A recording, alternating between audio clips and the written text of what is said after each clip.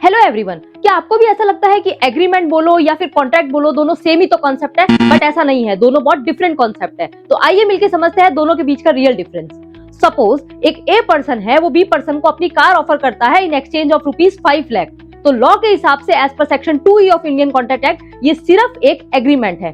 इसे कॉन्ट्रैक्ट बनने के लिए एक कंडीशन को फुलफिल करना पड़ता है, वो होता है enforceability by law as per section 2H of Indian contract act.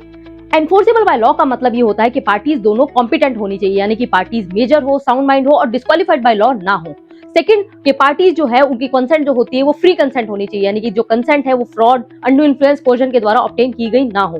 Third, जो एग्रीमेंट है वो वॉइड नहीं होना चाहिए, यानी कि नलिटी इन लॉ नहीं होना चाहिए। जैसे कि अगर कोई एग्रीमेंट होता है और उसमें से एक पार्टी अगर माइनर है तो वो लॉ के द्वारा वॉइड माना जाता है, यानी कि वो कॉन्ट्रैक्ट नहीं होता।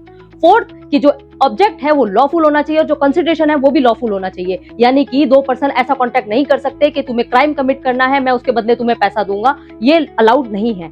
इसका मतलब यही निकलता है कि सारे एग्रीमेंट कॉन्ट्रैक्ट नहीं होते, बट हर कॉन्ट्रैक्ट एग्रीमेंट जरूर कहलाता है। अगर आपको ऐसे लीगल कंटेंट पे और वीडियो चाहिए तो लाइक एंड शेयर जरूर कीजिएगा।